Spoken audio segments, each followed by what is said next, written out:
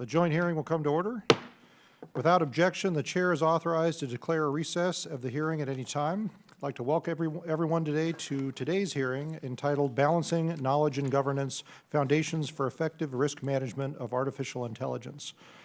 I now recognize myself for 5 minutes for an opening statement. I'd like to welcome everyone to what I am hopeful will be a very fruitful discussion on foundational questions that Congress needs to answer to ensure that we strike a careful balance between protecting consumers and protecting innovation as we create a regulatory framework for artificial intelligence. Earlier this summer, the Science Committee held a hearing to explore how Congress can ensure that AI technology advances our national interest. One of the unifying takeaways from that hearing was that there remains a number of unsolved technical challenges which, if we address them, would advance innovation while making AI systems safer, more transparent, and easier to implement guardrails around. Today's hearing will build upon that theme by exploring how the Science Committee can support research, testing, and the development of methods and tools for managing AI risks. These tools and methods will be critical to the good governance of these systems as Congress examines how we should regulate artificial intelligence. I believe that foundational research on AI is a necessary precondition for safer systems. While regulations can make undesirable actions unlawful, technological advances in coordination with other countries in monitoring who has access to the compute necessary to train frontier AI models and how it's being put to use will be critical tools in supporting and enforcing these regulations. One example of this is the use of confidential computing to make the theft of AI models more difficult. It is currently relatively straightforward to steal an AI model because the data needed to operate the model, known technically as the model weights, is stored in raw data files. Stealing these files would allow criminals to use the model without spending the millions of dollars on compute and data necessary to train and develop the model. Stricter cybersecurity laws can only go so far in preventing this from occurring. However, recent research into confidential computing could potentially enable the model to be operated without allowing access to the model weights, rendering cyber theft of the model impossible and addressing the root causes of this problem. Another challenge that advances in research can help resolve is identifying whether AI has been used to generate content. It's clear that instances of identity fraud, plagiarism, and a host of other issues will become more and more common as the power of AI tools increase. Watermarking is a technique where digital content is encrypted with a unique, often hidden identifier that provides information about its origin. Watermarking has the potential to identify the origin of any content regardless of how it was created or digitally altered. Although current discussions of watermarking center on a desire that all AI-generated content be watermarked, watermarking can also be used to prove the provenance of authentic content. In fact, I believe it's entirely possible that in the future, people might automatically assume that any content is AI-generated unless its watermark proves its authenticity. Solving this technical problem would enable a new set of good governance tools concerning generative AI that were previously infeasible. These examples illustrate the fact that research and policy are not mutually exclusive, but in fact are mutually dependent. Research advances unlock previously unpractical approaches to regulation, and smart policy accelerates research. I believe we must also standardize technical definitions for methodologies, risks, and technological concepts across all of our agencies of government. The NIST AI Risk Management Framework lays out a foundation that other agencies can build upon. As these agencies consider passing rules or using procurement authorities to incentivize good behavior, they should also ensure a consistent methodology for assessing risk levels and tailor their policies accordingly. Another technical area in which Congress has a crucial role to play is promoting and establishing best practices. This includes everything from technical standards and evaluation benchmarks to testing the trustworthiness and risks of AI systems. And let us not forget that Congress should certainly not rush to overregulate, but we should also not be complacent. The U.S. must avoid falling behind other major world powers who are finalizing their AI standards and regulations. Without proactive American leadership, supremacy in AI could be seized by the EU or China, both of whom are taking far more draconian approaches to AI regulation. Because the U.S. currently leads the rest of the world in AI research and development, it makes no sense for us to stand by while American companies are forced to either make educated guesses or to play by others' rules. We must also ensure that our academic institutions continue to play an active role in research and development of AI, and that the transparent system of publication and peer review that has enabled its success thus far is not replaced with an opaque system where cutting-edge research is only performed by corporations. This is why I believe it's critical that we establish a national artificial research resource, NARE we call it, as a shared national research infrastructure to ensure researchers have access to the tools needed to test, develop, and create new AI-backed technologies. This idea was proposed earlier this Congress when I joined my fellow AI caucus chairs in introducing H.R. 5077, the Creating Resources for Every American to Experiment with Artificial Intelligence Act, or the CREATE Act, we call it. See what we did there? Establishing a shared computing and data infrastructure resource such as that detailed in the Act would democratize access to AI by providing researchers and students across scientific fields and disciplines with access to compute resources and high-quality data along with the appropriate educational tools and user support. I would like to thank all of our witnesses for taking the time this afternoon to join us for this important discussion. I'm looking forward to hearing your recommendations to how this committee can strengthen our nation's leadership in artificial intelligence and set clear rules for the safe, responsible, and human-centered development of this exciting new technology. I'd now like to recognize the ranking member of the Investigations and Oversight Subcommittee, the gentlewoman from North Carolina, for her opening statement. Chairman Obernolte and Chairman Collins, thank you for holding today's hearing on this important and timely subject, and certainly thank you to our witnesses. Artificial intelligence is an emerging technology that holds the potential to transform many aspects of human society, and I am incredibly impressed with the quality of scientific research currently being conducted in the realm of AI. In my district, North Carolina's 4th, Duke University is leading the Athena Institute, which is an NSF-funded multidisciplinary research institute focused on AI research for edge computing related to communications networks. And UNC Chapel Hill is participating in the Artificial Intelligence Institute for Engaged Learning, another NSF-funded research institute working on the development of AI tools to enhance educational learning opportunities. I have met with these researchers. Their work is exciting, and their brilliance, ingenuity, and commitment to developing AI applications that serve the public good are second to none. At the same time, there is no escaping the reality that certain kinds of AI systems and their applications could pose grave risks in the absence of clear, rigorous oversight rooted in practical and ethical considerations. AI risk management is a complex subject that defies easy answers, but there are some guiding principles that should be at the front of our minds as we think about these issues. First, there is a pressing need to develop effective scientific tools and test methods that can support researchers and policymakers in evaluating the benefits and risks of different AI systems. This is an area where federal agencies such as NIST can play a leading role. Second, it is crucial for the federal government to prioritize research into the benefits and risks of different AI systems and applications, and then fund that research accordingly.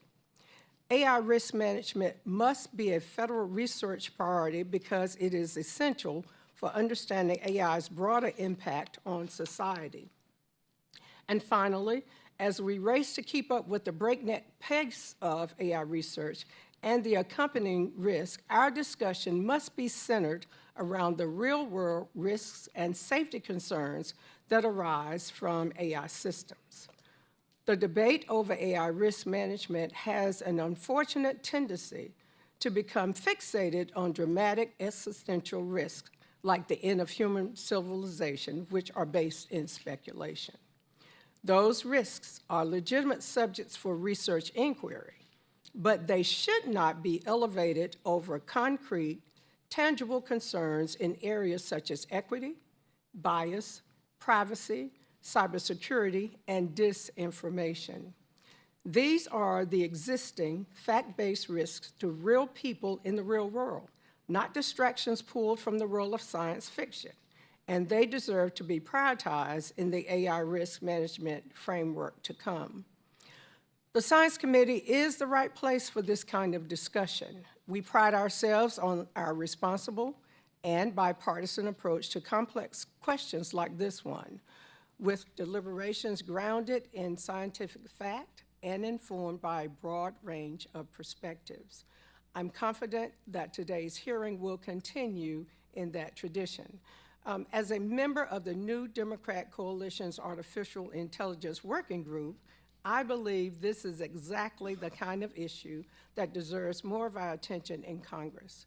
Chairman Obolnolte, I have great respect for your leadership on AI issues, and I am eager to use today's hearing to explore areas where we may be able to work together on AI-related oversight in the future. And I yield back. Thank you, Ms. Fucci. I now recognize the chairman of the Research and Technology Subcommittee, the gentleman from Georgia, for his opening statement. Thank you, Mr. Chairman. Good afternoon, and thank you again to our panel of witnesses for sharing their experience with us here today.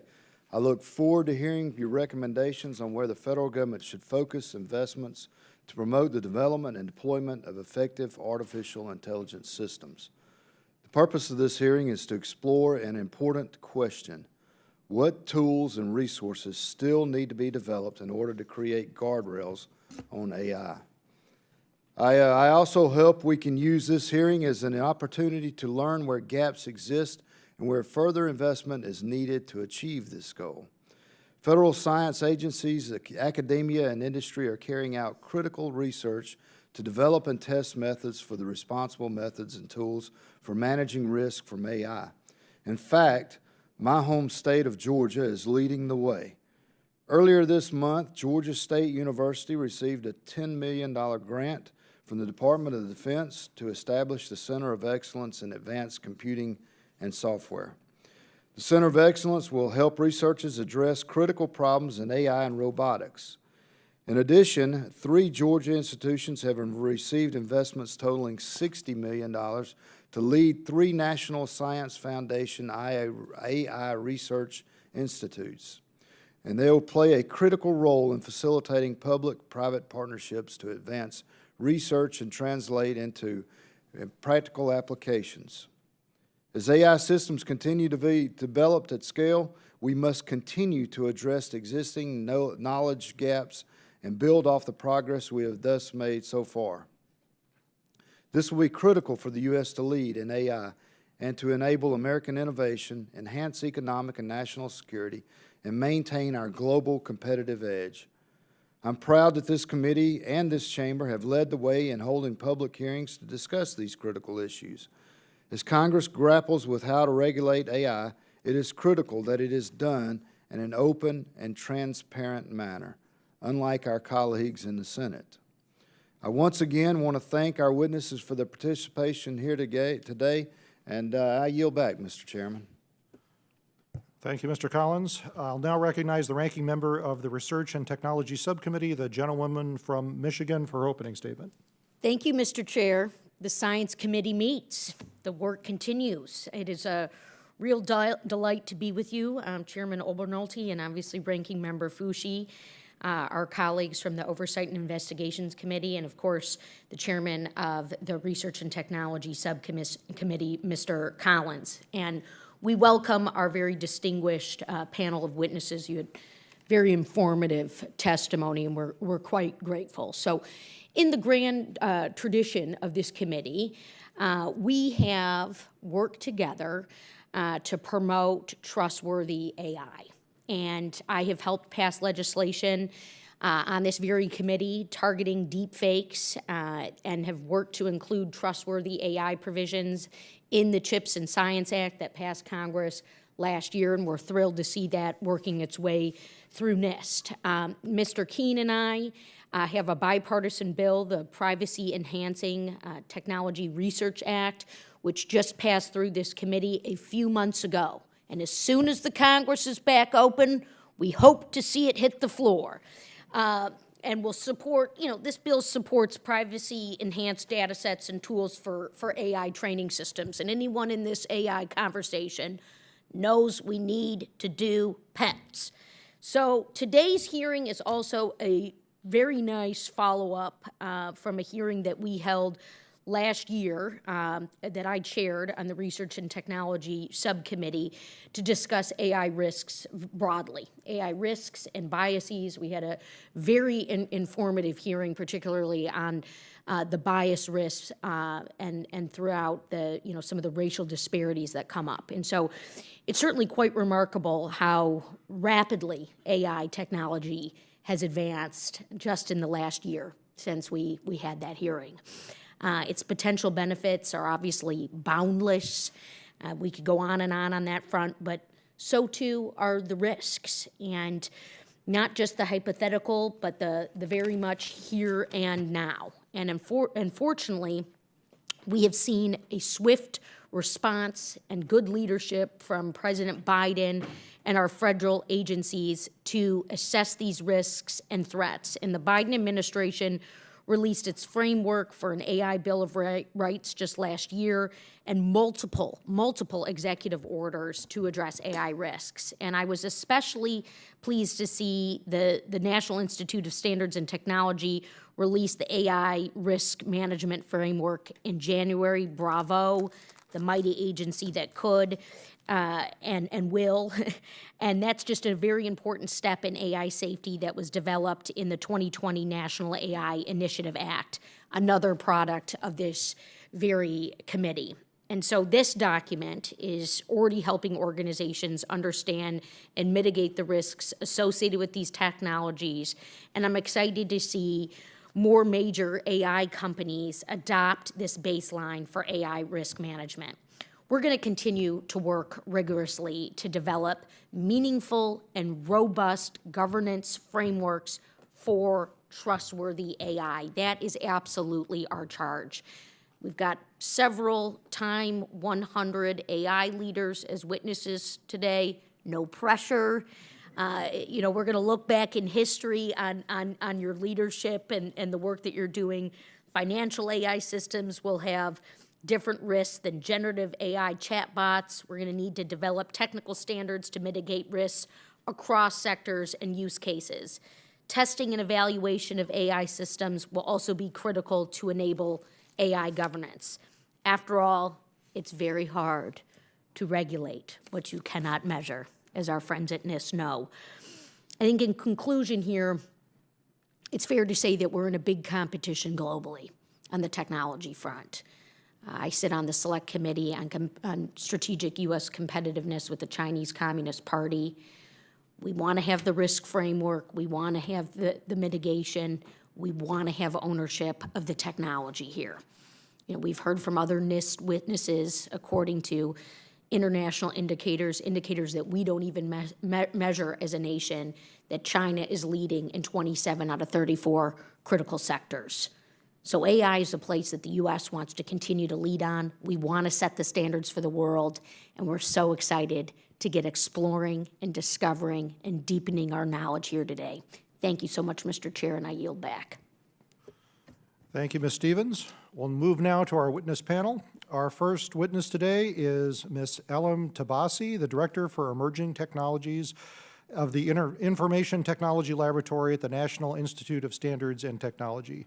She also leads NIST's Trustworthy and Responsible AI program and the development of the National AI Risk Management Framework that seeks to cultivate trust in the design, development, and use of AI technologies. Ms. Tabasi, you are recognized for 5 minutes.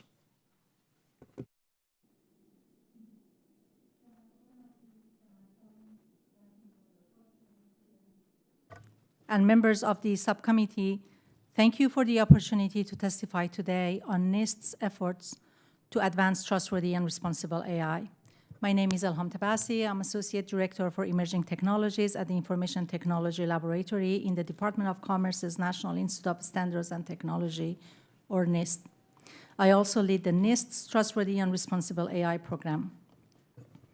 AI technologies provide enormous opportunities for positive impact. They can also cause cascading negative consequences if proper safeguards are not in place. NIST works to advance research, standards, measurements, and tools to manage AI risks and realize the full promise of this technology for all people. NIST works with the AI community to develop and improve its resources. We pride ourselves in our engagements and collaborations and the trust we have built with the private sector, government agencies, civil society, and academia. Among its many AI-related activities, NIST released the AI Risk Management Framework, or AI-RMF, in January 2023 after considerable collaborations with stakeholders. Directed by a congressional mandate, the AI-RMF is a voluntary framework that provides a flexible, structured, and measurable process to address the AI risks purposefully and continually throughout the AI lifecycle. The AI-RMF offers a resource to the organizations designing, developing, deploying, or using AI systems to help manage the many risks of AI and promote trustworthy and responsible development and use of AI systems. The framework was developed through an open, transparent, and collaborative process that allowed for a broad range of stakeholder input. NIST also released a companion NIST AI-RMF playbook and a roadmap. The playbook provides additional guidelines to organizations on the action they can take to meet the outcomes included in the framework. The roadmap identifies key activities for advancing the AI-RMF that could be carried out by NIST in collaboration with public or private organizations or by those organizations independently. To support the operationalizations of the AI-RMF, NIST established the online Trustworthy and Responsible AI Resource Center in March 2023. It serves as a one-stop shop for foundational content, technical documents, and AI toolkits. In June of 2023, NIST launched a Generative AI Public Working Group to help NIST develop a profile of AI-RMF to address the risks of generative AI technologies. AI technologies are advancing at an extraordinary pace. For that reason, the AI-RMF and its related documents will evolve over time to reflect new knowledge and practices. NIST continues its robust engagement with stakeholders to keep the framework up to date with AI trends and reflect experience based on the use of AI-RMF. To build on NIST's work on the AI-RMF and provide additional guidelines to organizations to advance trustworthy and responsible AI, NIST conducts fundamental research on many of the AI trustworthiness characteristics and prioritizes its work based on its insights and the community's stated needs. New NIST efforts in AI evaluation will focus on socio-technical aspects of system functionality and performance in addition to accuracy. In particular, the evaluations have the goal of identifying risks and harms of AI systems before they are deployed, and to establish metrics and evaluation infrastructure that would allow AI developers and deployers to detect the extent to which AI systems exhibit negative impacts or harms. NIST engages with partners around the world to advance shared goals in trustworthy AI. NIST also coordinates with other federal agencies and leads several policy-making and interagency efforts, including administering the National Artificial Intelligence Advisory Committee, or NIAC, which advises the President and the National AI Initiative Office. Advancing AI research, evaluation, and standards that contribute to a secure, private, interoperable, innovative, and world-leading digital economy is a top priority for NIST. Thank you for the opportunity to present on NIST activities to improve AI trustworthiness. I look forward to your questions. Well, thank you, Ms. Tabasi. Our next witness is Michael Krastios. Mr. Krastios is the current Managing Director at Scale AI. Prior to joining Scale, Mr. Kratsios served as the 4th Chief Technology Officer of the United States, where he oriented national technology policy around ensuring American leadership in emerging technologies, including overseeing the implementation of the National AI Initiative. He also served as the Acting Undersecretary of Defense for Research and Engineering and currently serves as a Distinguished Fellow at the Council on Competitiveness. Mr. Kratsios, you are recognized for 5 minutes. Chairman Obernolte and Collins, ranking members Fushi and Stevens, and members of the Investigations and Oversight and Research and Technology subcommittees, thank you for the opportunity to testify here today. My name is Michael Kratsios. I'm the Managing Director of Scale AI. Previously, I served as the CTO of the United States and also as the Acting Undersecretary of Defense for Research and Engineering. I'd like to use my statement today to make 2 points. First, large language models mark a milestone in AI, but they're not our first brush with the promise and the risks of this technology. Policymakers have grappled with AI oversight for years. Since 2016, successive administrations in Congress have laid a robust foundation for AI policy and regulation. This includes a report on the future of AI under President Obama and the nation's first AI strategy and multiple executive orders under President Trump. The Trump administration made AI a national technology priority. It committed to doubling federal AI research spending, created first-of-a-kind national AI research institutes, developed the world's first guidance for the regulation of AI in the private sector, and collaborated with allies to develop the world's first intergovernmental AI policy guidelines at the OECD. Congress codified many of these efforts in the bipartisan 2020 National AI Initiative and AI in Government Acts. The Biden administration continued work on AI, releasing a blueprint for an AI Bill of Rights, securing voluntary commitments from tech companies, and publishing an AI risk management framework. Unfortunately, implementation of existing legislation and executive orders has fallen short. A study by Stanford found that less than 40% of the legal requirements associated with the AI in Government Act and the 2 executive orders have been implemented. While considering additional legislation or pursuing new administrative actions on AI, policymakers should first ensure that federal agencies fully implement existing laws and follow through with requirements from AI executive orders. When contemplating new AI regulation, lawmakers should pursue a use case and sector-specific, risk-based approach rooted in high-quality testing and evaluation. This approach tailors the rigor of the evaluation to the level of risk posed by each use case. For example, AI-powered medical diagnostics should undergo more stringent testing and evaluation compared to lower-risk AI applications like a movie recommendation algorithm. And we're not starting from scratch here.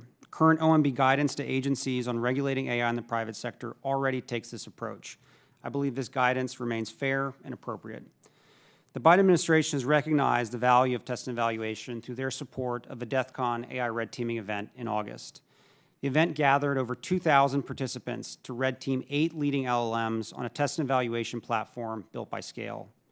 In short, there's been a tremendous amount of work on AI oversight to date across the federal government.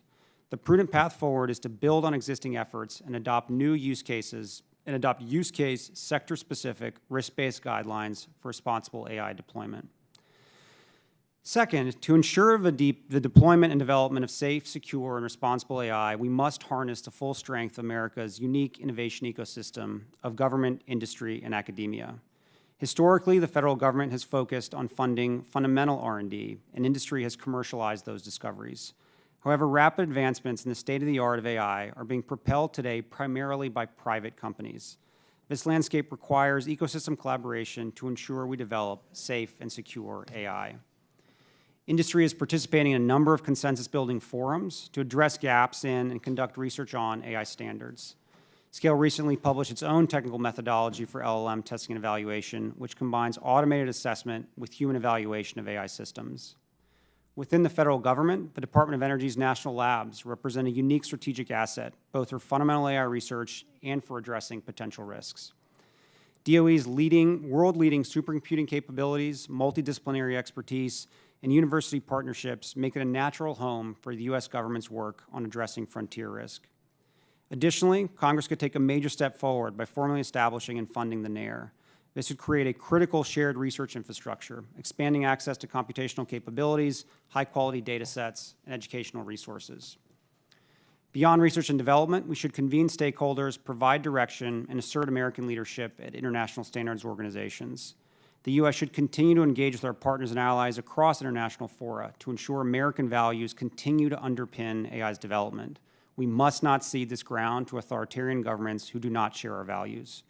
And our nation's universities must continue to tackle complex research problems and lend their expertise to collaborative working groups. I truly believe that the United States can and must maintain and expand our global leadership in artificial intelligence. American leadership in AI is crucial for maintaining the economic and national security of the United States. Thank you again for this opportunity, and I look forward to your questions. Thank you, Mr. Kratzios. Our third witness is Dr. Emily Bender. Dr. Bender is a research professor and scientist with the School of Computer Science and Engineering at the University of Washington. Her work has illuminated how natural language processing systems and large language models work, seeking to promote fairness and healthy engagement between humans and AI systems. Dr. Bender, you're recognized for 5 minutes. Thank you. Good afternoon, Chairman Obernolte and Collins, and Ranking Members Fushi and Stevens. Good afternoon, distinguished members of the committee. Thank you for this opportunity to speak with you today about the risks associated with technologies being marketed as, in quotes, artificial intelligence. My name is Emily M. Bender, and I'm a professor of linguistics at the University of Washington, also affiliated with computer science and the information school. This technological sector that we're talking about is presently the site of enormous influxes of capital and enormous concentrations of power. In order to channel the innovation taking place towards the benefit of society, we need thoughtful regulation that shores up our rights. I'm very heartened to see your committee engaging with these important discussions. A key step towards clear discussions of these topics is clear terminology. I find that the phrase artificial intelligence is best understood as a marketing term and one which tends to muddy the waters. It is clearer, in my opinion, to talk about automation, and then we can focus on who is automating what and why.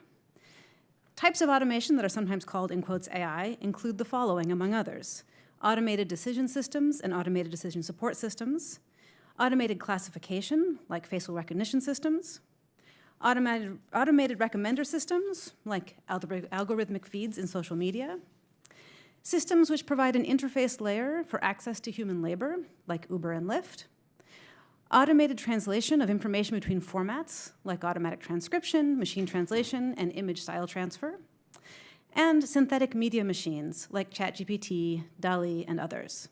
I'd like to say a few more words about ChatGPT because it is important to understand how it produces the illusion of understanding and therefore the illusion of intelligence. ChatGPT is fundamentally what we call a language model. That means that its only task is to repeatedly produce a likely next word. And it's doing that given some input word sequence or prompt and its training text. Because it is trained with enormous amounts of text, it can produce plausible seeming output on nearly any topic. But that output comes without any commitment to its contents. At present, no one is actually accountable for the synthetic media being spilled into our information ecosystem. At the same time, as people, we can't help but make sense of language that we encounter. We do it instinctually by imagining the point of view of the person that we're imagining has spoken or written that thing in order to infer what it is that we think they want us to understand by having said that. Prior to the advent of ChatGPT, if we encountered some coherent-seeming text, it was safe to assume that it came from some person who was using it to communicate something. So it's only natural that when we see the output of ChatGPT, we imagine that the computer behind it is doing the same thing, when emphatically it is not. If we don't account for our own sense-making ability when we try to evaluate these technologies, we can end up concerned with fantasy scenarios instead of real-world risks and harms. Sometimes in conversations about the risks of so-called AI, you'll hear a strong focus on something called existential risk, or the idea that the, quote, AI might become sentient and turn on us. It is important to know that discussions of fantastical, malevolent, autonomous thinking machines are a deflection and a distraction. They are a deflection because they locate the potential for harm in the technology itself rather than in the choices of human actors. They are a distraction because they point your attention towards imaginary scenarios and away from the actually occurring harms and real-world risks.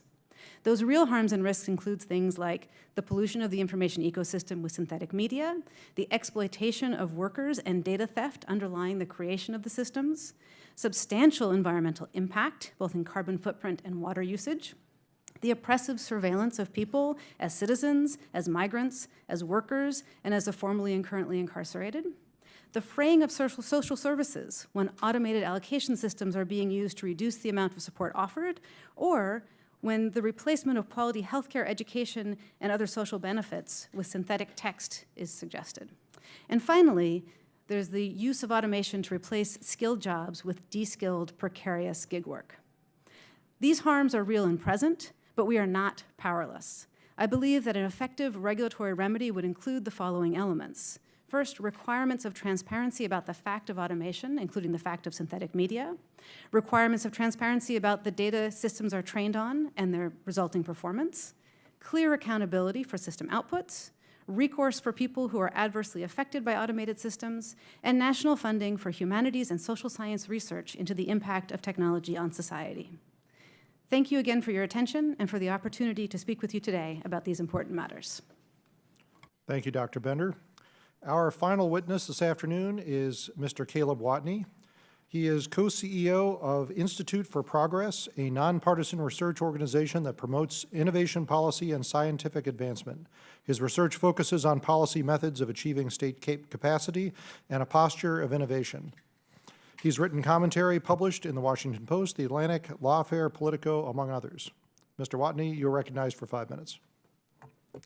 Thank you, Chairman Obernolte and Chairman Collins, Ranking Member Fushi and Ranking Member Stevens, members of the committee. Good afternoon, and thank you for the opportunity to testify today. I'm the co-founder and co-CEO of the Institute for Progress, IFP. We're a nonpartisan think tank that's focused on innovation policy. In particular, we spend a lot of time thinking about the American research and development enterprise and how we can get the most bang for our buck on a per-dollar basis. As one example of this, we recently signed a partnership with the National Science Foundation to help them think through more creative ways of doing scientific grant making and overall kind of monitoring the efficacy of the R&D enterprise in the US. What I'd like to talk about today are 4 key research priorities within the field of AI that I think represent a tremendous opportunity for the federal government to be proactive about shaping the technology. Effectively, these 4 areas have served as market failures where private companies have been unwilling or unable to invest at the sufficient level of capital. And this provides a really important key moment for the public sector to make sure that the development of AI stays within the public interest. First, we need a better way to understand how models are making decisions. This field of research is broadly called interpretability, and it tries to understand how these black box models are actually making decisions. It seems difficult to imagine how we would begin to integrate these models in healthcare, in finance, in transportation, in national security information loops, unless we actually understand how they're making decisions and we can rely on them to be trustworthy. There is some investment happening on both the private sector and within the public sector on this, but it's orders of magnitude too little compared to the social importance of this research topic. While it's not a perfect analogy, I think something on the scale and the level of ambition of the Human Genome Project would be a remarkable down payment to really understand the inner workings of these black box models and make sure that we can begin to build trustworthy and reliable systems. 2, defensive cybersecurity.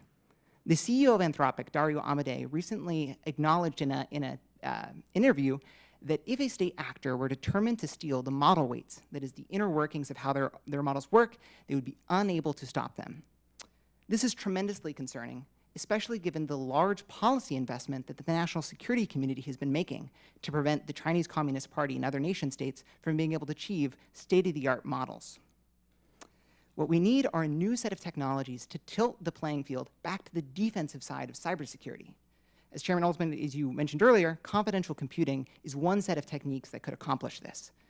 By encrypting model weights throughout the training and the deployment process, it'd be substantially harder for adversaries to be able to steal frontier models and effectively turn what is currently a cybersecurity challenge into a physical security challenge.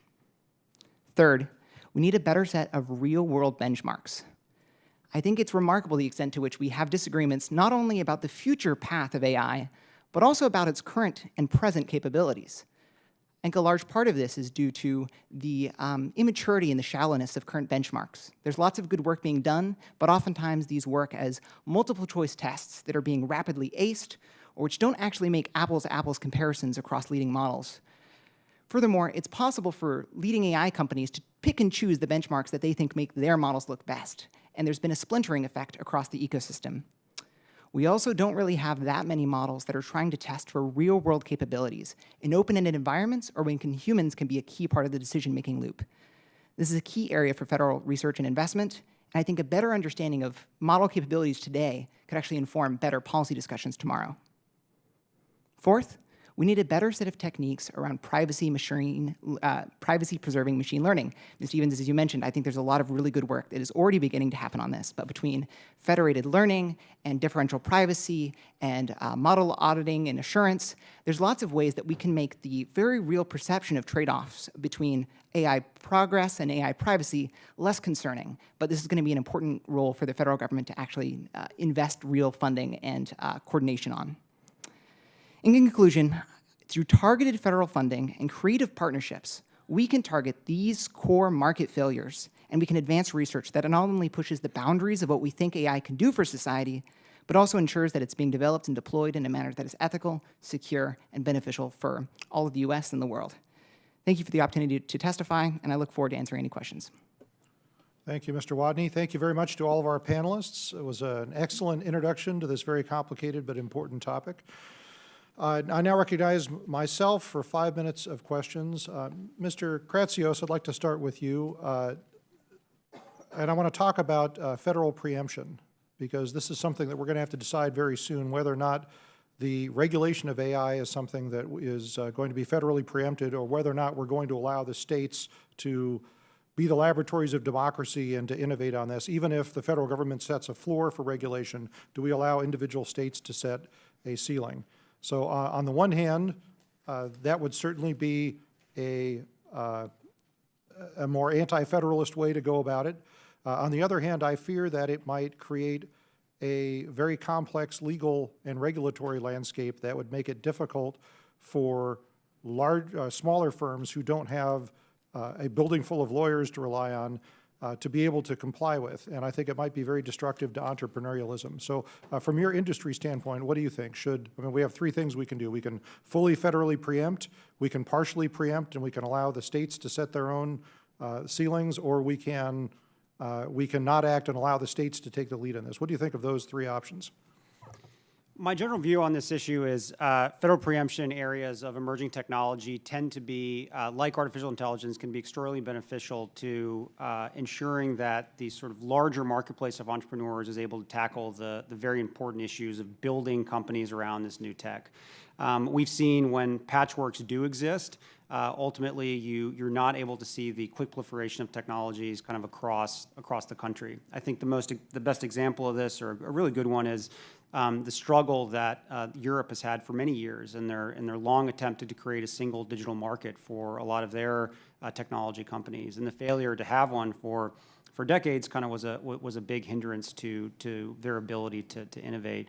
So my general sense is that I think we should begin by thinking about what type of federal preemption can ultimately be done.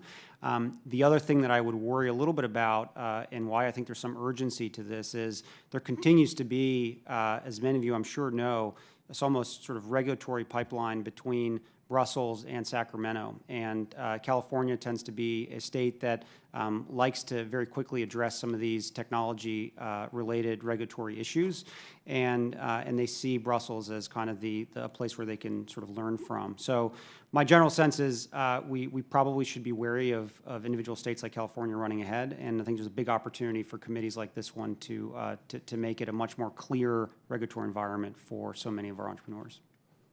Yeah, I think at the very least, we in Congress have to recognize the federal responsibility to regulate interstate commerce, and the fact that that is a federal obligation and not something we can allow the states to preempt. So I think that's a strong argument for the federal government to take a leading role in this. But the point is, this is a decision that has to be made soon, because the mistake that was made with digital data privacy is federal inaction, which allowed, now we have 23 different state frameworks, probably more to come in the months and years ahead, that create this patchwork of regulation that's very difficult for small companies to deal with. And now there's a creative ownership amongst the states that makes it more difficult for us to preempt at the federal level. So I think if we're going to do it, it has to be done now. Ms. Tabasi, I would like to ask you a question about the path that we take in crafting a federal regulatory framework for AI. And NIST, I think, has done some of the furthest reaching work on looking at risk management and looking at what a framework might look like. In my thinking, we really have 2 paths. We can follow the European model, where we spin up a brand new bureaucracy and empower them with the ability to issue licenses and preempt that authority away from the existing sectoral regulators. Or we can empower our existing sectoral regulators to regulate within their sectoral spaces and give them the tools and the resources that they need, which would include support from organizations like NIST in developing testing and evaluation standards and the frameworks that you've already been working on to be able to do those jobs. Which of those two approaches do you think would be best? I mean, is it like if you consider the fact that the FDA has already processed over 500 applications for the use of AI in medical devices, the question is it easier to teach a new organization everything the FDA knows about ensuring patient safety, or is it easier to teach the FDA what it doesn't already know with the help of organizations like NIST about artificial intelligence? Thank you for that question. As we all know, NIST is a non-regulatory agency, so we don't take That's why I asked you. regulation agnostic. You don't have a dog in the Thank fight. you. Thank you. The approach we took in development of the AI-RMF is actually a hybrid approach. That the AI-RMF provide the horizontal, the interoperable lexicon to talk about risk. So because we want to make sure that the risk or bias or interpretability has the same meaning, and hopefully similar measurement techniques and methods across all of the different sectors. And think about development of the profiles, which are verticals that give more specificity for that domain. One other thing that I also want to mention, a lot of really good and important noting that importance of availability of metrics, methodologies, test environment, and measurement science for evaluations of AI systems limits capabilities, functionality, and trustworthiness. So regardless of the regulatory or policy landscape, we do need to have measurement science methods and methodologies to ensure the AI assurance, because again, if we can't measure it, we cannot improve it. Well, we need to clearly keep talking about this issue. I see I'm out of time. I will now recognize Ranking Member Fushi for 5 minutes for her questions. Thank you, Mr. Chairman. Before I begin, I ask unanimous consent to enter into the record a statement by Representative Anna Eshoo. Without objection. Thank you. Dr. Bender, I'll direct this initial question to you. As members of Congress, most of us are not scientists or technologists.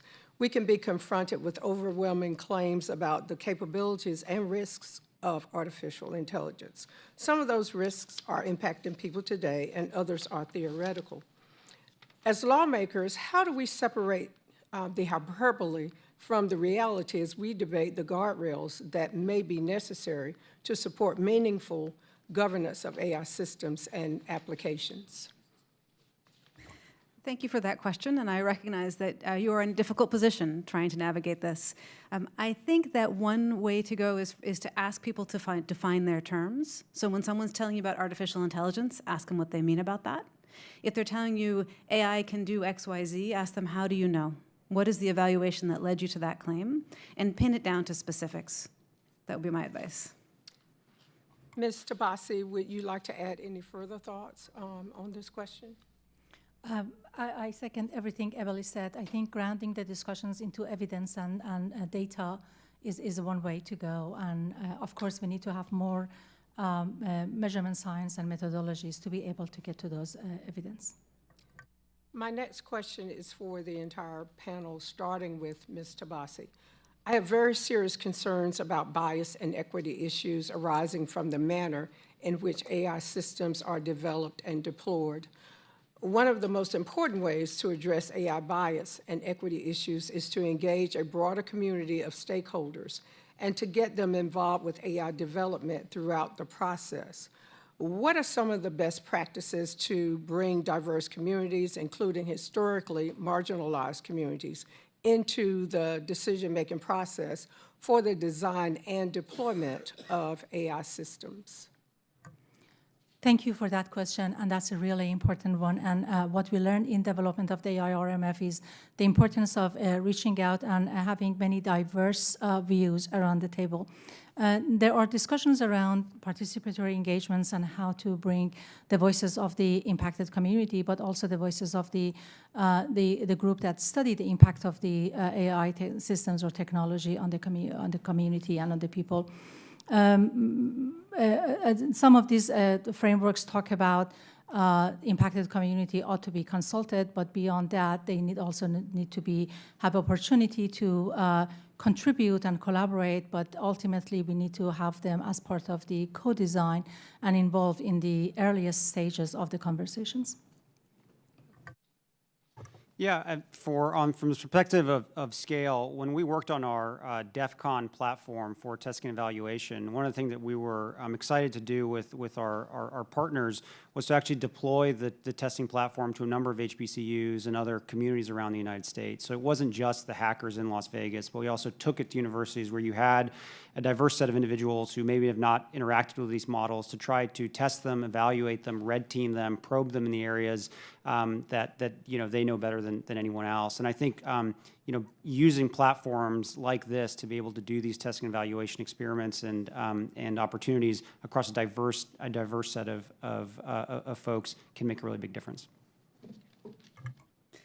I'd like to point to the school of thought called value-sensitive design, developed by Friedman and Hendry at the University of Washington and their colleagues, which has a whole host of methodologies for, first of all, doing things like stakeholder analysis, figuring out who is going to be impacted by this. It's not necessarily the people who are using the technology. It's often the people who are having the technology used on them or on their communities.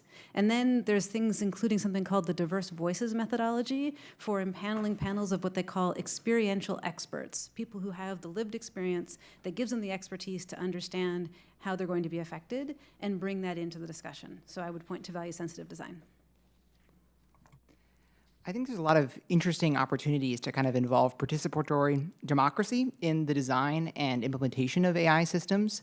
There's a lot of ways in which when we are actually beginning to roll out our design systems, you have the opportunity to, in some sense, be more deliberate and intentional about the kinds of decisions and values you're building in. Whereas before, a lot of the inherent systems we're using, they have values being built in, but we don't get the chance to examine them as thoroughly. I haven't had time to dig fully into the paper, but I saw just a couple of days ago, one method for kind of AI governance is constitutional AI, and I saw that they did an interesting project where they tried to work with a bunch of different focus groups from all over the United States that were very sort of diverse and try to help them articulate what are the values that are important to them and see what are the kinds of models you get when you build in the results from those conversations into the kind of constitution of different AI systems. That's my time, Mr. Chairman. I yield back. Gentlewoman yields back. We'll now recognize Chairman Collins for 5 minutes for his questions. Thank you, Mr. Chairman. We've heard China talk a lot about how they want to be the world leader and everything from social, economic, military, even in the space realm. And I think that's where I want to kind of start out with Mr. Watney and Mr. Kratsios. Although China does lag behind the U.S. on AI capabilities, the Chinese Communist Party is spending billions on industrial policy to accelerate innovation and workforce development. Can you both elaborate on how Congress can leverage the government's unique AI assets to establish effective public-private partnerships to keep us ahead of the Chinese? Thank you, Representative. Great question. I think I'll start by returning to sort of the cybersecurity point that I mentioned in my testimony, but between the Department of Commerce and sort of the larger national security community, we've been engaged in sort of a series of pretty robust and sophisticated export controls on top AI chips to try to prevent China from achieving kind of state-of-the-art models and make sure that the United States maintains its technological leadership. But I'm quite concerned if those are not complemented by very strong kind of cybersecurity standards. In some sense, on the back end, you can still end up losing your model development just as easily as you can on the front end. So I think that's going to be point number one. Point number two is that we should definitely leverage the fact that the United States has this huge, dynamic, open ecosystem for innovation. Ultimately, the United States is willing to work with democracies all around the world. We have always been the home for global talent from all around the world, and that's enabled us to kind of be a pivotal leader in innovation. China does have sort of a more closed innovation ecosystem, and I think we should make sure to leverage that. And one thing I know has been a part of discussions before in, say, the CHIPS and Science Act is greater opportunities to allow STEM PhD students from around the world who are studying at U.S. universities to be able to stay here and make sure that we're sort of strengthening our ecosystem that way. I think there's two ways to approach it. You have to take both a promote and protect set of policies to kind of ensure, in my opinion, this American leadership in artificial intelligence. On the protect side, I think Caleb made some really good points, and I think so. I applaud the Commerce Department for the efforts they made in sort of re-upping and improving the export controls that came earlier this week. But I think the on the promote side, something that's very important to stress is that the United States has a very unique free market approach to innovation, and it's markedly different than the way that the CCP attempts to challenge these issues. And I think the strength of the U.S. system is that we allow this free market approach to have certain ideas ultimately succeed, and other ones that or ideas that you never thought could ever succeed or would be the answer ultimately are. So in some sense, I think we have an advantage in that sense, and our free market approach is we will win ultimately because of it, not in spite of it. I think just one small anecdote about China, which I think is fascinating on the large language model front, is one inhibitor they have to their large language model development is their strict sort of approach to censorship. They essentially have mandated to all of our language model developers, as one analyst put it, to make sure that their models can't even count to 10 because 8 and 9 are in sequence and you're not allowed to talk about 1989. So they have a number of challenges that they themselves have to deal with in attempting to get these models to conform with some of their absurd authoritarian approaches. Okay, thank you.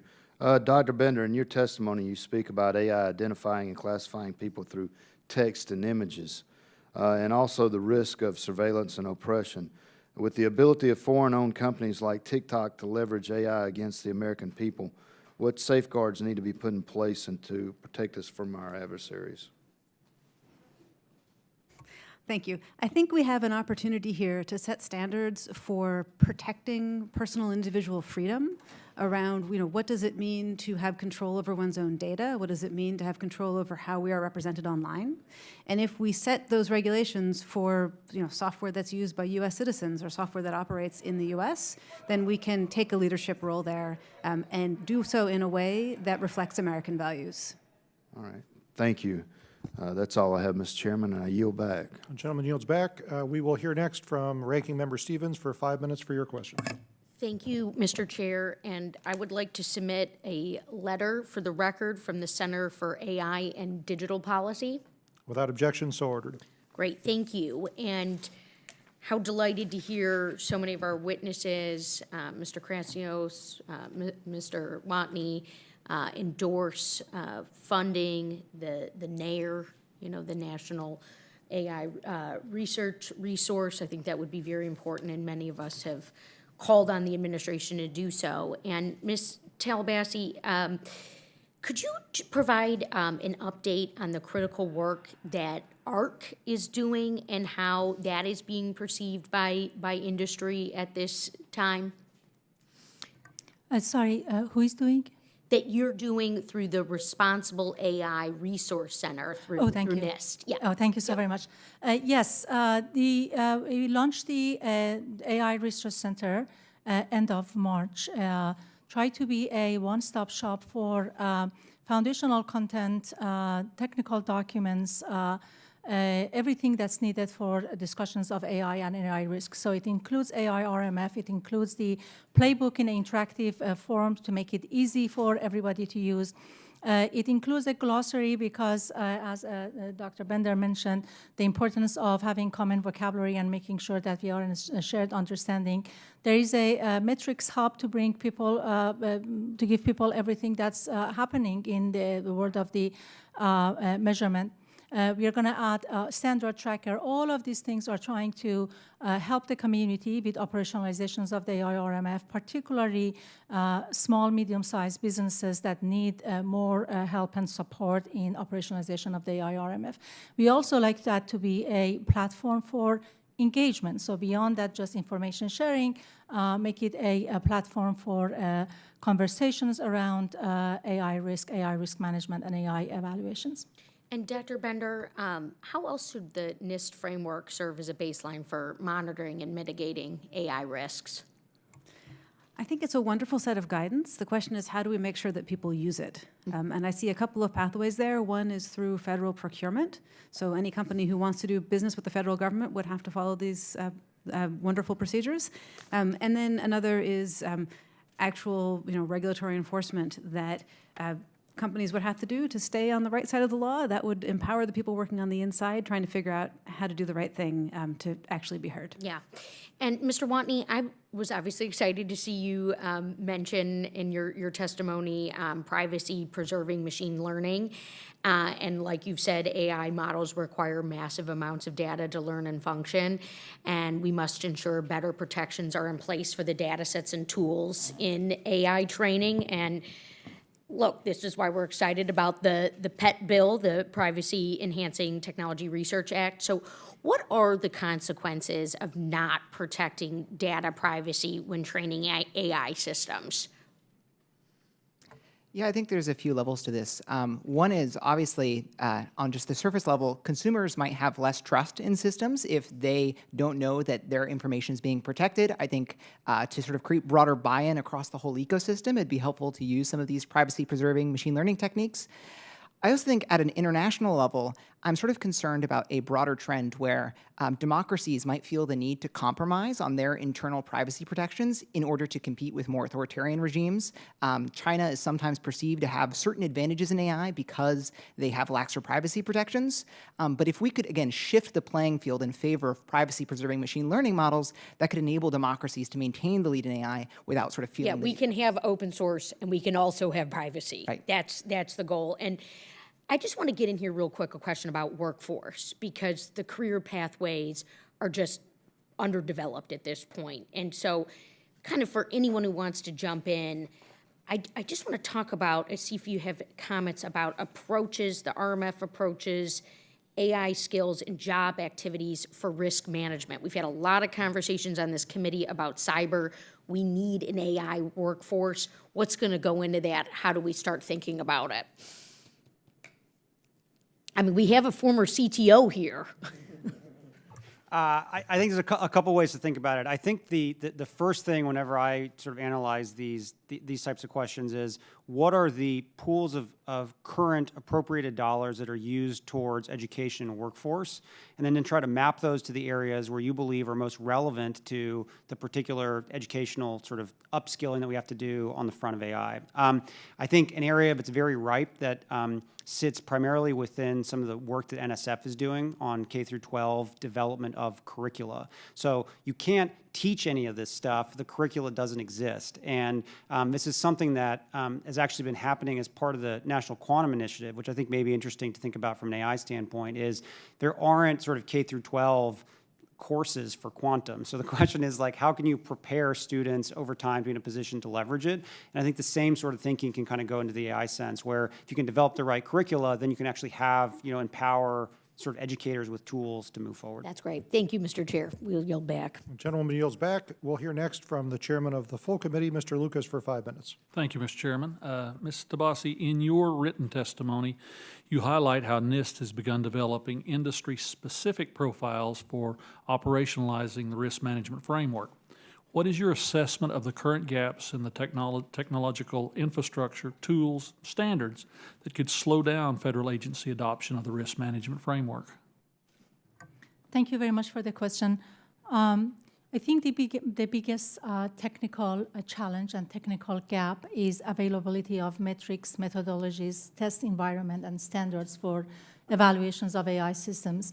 And I think it was also mentioned that we need to evaluate AI systems beyond their functionality and performance, beyond their technical robustness, and measure their societal robustness. We need to be able to measure AI risk and impact, and those measurements ought to be done where the AI systems is its native context in interacting and being used, operated by the humans, impacting in interaction with the humans that are being impacted or influenced by the systems. And those measurement sciences, those test environment doesn't exist today. Following up on that, Mr. Crazio, in your experience building AI infrastructure at scale and developing AI policy at OSPT and DoD, what structural or resource challenges do you anticipate agencies receiving when adopting this risk management framework into their development, testing, and procurement processes? As I've seen agencies attempt over time to expand, to sort of continue with their regulatory approach, but in the light of new technology, the challenge is always slowly getting them up to speed on what it actually means to do the testing and evaluation necessary to approve the use of that technology. I think something that has been looked at, for example, by the Department of Transportation for many years is how you can appropriately be able to verify or validate that a vehicle is safe for operation. And this moves sort of in a world where there weren't a ton of these vehicles and now there are. There has to be the right sort of testing and evaluation methodology available for them to be able to do that sign off. And I think the same goes with artificial intelligence. And as the chairman mentioned, you've already seen, quick progress in FDA and being able to adapt to some of this stuff. But I think at the end of the day, the real challenge will be, can we have testing and evaluation standards that can allow these regulators to incorporate into their efforts? Continuing with you, Mr. Grazio, in your testimony, you point out that the implementation of existing AI legislation and executive orders have fallen short. To date, less than 40% of the 45 legal requirements associated with the AI in Government Act and the 2019 and 2020 AI executive orders have been implemented, and the Office of Management and Budget is yet to publish required guidance to support agency use and acquisition of AI. What are some of the potential harms in not fully implementing the existing laws and executive orders as they relate to responsible AI now? Yeah, I think I'm heartened to hear that a potential executive order may be coming out this month, which will address some of the issues that are still outstanding from those EOs and legislation. I think the biggest challenge is that a lot of the requirements from the executive orders and from the legislation are important foundational pieces that future regulatory structures are built on top of. So if you don't have a very clear understanding of sort of what the potential use cases are in an agency, or what if you don't do the hard work to actually assess where AI is going to impact the regulatory regime that you're sort of overseeing, it's very hard for you to actually then proceed with actually doing the regulation itself. So I think we need to make sure that we have a strong foundation in place, and in doing so, then we can build on all the important stuff that we've been talking about today. Finally, Ms. DeBasi, NIST functions as the Federal AI Standards Coordinator and works across the government with stakeholders to identify critical standards, development activities, strategies, and gaps. How is NIST helping the federal government think about our role in developing technical standards for AI? We are working with all of the government agencies across in understanding their priorities, their needs for standards, but also working on scientific underpinning needed for development of the clear implementable standards. That goes from the common definitions to establishing trustworthiness characteristics to advancing tests and measurements for AI standards, AI systems. Yield back, Mr. Chairman. Gentleman yields back. We'll hear now from the ranking member of the full committee, Ms. Lofgren, for 5 minutes for her questions. Thank you, Mr. Chairman. First, I'd like to ask unanimous consent to put my statement into the record. Without objection, so ordered. And then, this is a great day to be having this hearing because we are working together in a bipartisan way, honestly, to try and find solutions to challenges that face our society, and that's a pleasure to be doing. I think that Chairman Obernolte posed the options very well, which is, do you want a single agency that we expect to know everything about every law, or do you want to enhance the capability of existing agencies that have expertise in an area of law to apply that in AI? And I think, personally, the latter is likely to be successful. I mean, we have a whole body of law that's been developed on discrimination in hiring or intellectual property or on and on and on. It's impossible to think how one agency could replicate all of that knowledge. So I'm interested in how we might empower not only agencies but individuals to protect themselves from violations of existing law. And I think some of that comes down to the metrics question and the measurement issues because, for example, it's already illegal to discriminate on the basis of ethnicity or religion in hiring, but if you don't know that's happening to you through the use of AI, how do you avail yourself of that protection? And I've been thinking a lot about how we might impose some responsibility on those who have created AI systems. Frankly, some of the AI developers have revealed to me privately they don't fully understand how what they've developed is operating. And so if they don't, certainly we are not going to, but we need to put the responsibility on the creators for violations, it seems to me. So that's a question for any of you who wants to deal with it. And I have a second question, if you can. The whole idea of licensing strikes me as improbable for a technology that even the developers don't fully understand. And so I'm thinking about licensing versus registration so that we might have an opportunity to have insight into what's being developed, but furthermore, to have each technology in a regulatory scheme to protect the humans against the violation. Anybody who can address those two issues, I would be greatly interested. I'd love to speak quickly to that point. I agree that having this spread out across the agencies is really important. I think the FTC is doing an excellent job saying there is no AI loophole. They regulate what they regulate. It doesn't matter if somebody's using automation to do the thing, it still falls under their jurisdiction. Likewise, for medical components, we have methodologies for testing whether something works well enough. If there's some pattern matching going on in there, it should still pass the same tests. And by tests, I don't mean multiple choice tests. I mean experiments. Right? In terms of licensing versus registration, those concepts to me seem to belong to this domain of everything machines, and I don't think that that's a sensible way to think about this. I think it's worth keeping in mind that something like ChatGPT sounds like it can do everything because it can give us synthetic text on any topic, but that doesn't mean it's a robo-lawyer, a robo-therapist, a robo-doctor, and so on. And so I think keeping things in terms of existing rights and then figuring out where we need to shore up those rights is a good way to think about it. Yeah, I agree with Dr. Bender. I think the concept of trying to create a licensing or registration regime is, I think, incredibly difficult, primarily from essentially the same thing you're saying, but another way maybe to say it is from a definitional standpoint. Like, what are you registering? What does it need to be in order to be licensed? And even coming up with some sort of valid definition that doesn't change over time. There's a lot of discussion around, is it a frontier model? Is it not? Is it really powerful? Is it not so powerful? Those types of questions are extraordinarily hard, and those definitions are really hard to kind of lay out, in my opinion. Yeah, I would just return, I think, to the importance of additional investments in both interpretability and sort of broader benchmarking. Again, it's just remarkable how much it's actually hard to have a shared conversation about what are the risks we're actually concerned about, what are the kinds of system capabilities that we think these things do or do not have, and kind of a real deep set of benchmarks around performance in the real world on open-ended tasks when humans can be a part of the decision-making loop, I think would just be so helpful for actually grounding a larger discussion here. Gentlewoman yields back. We'll hear now from the gentleman from Texas, Mr. Babin. For 5 minutes, you're recognized. Thank you, Mr. Chairman. I appreciate it. Appreciate all you witnesses for being here.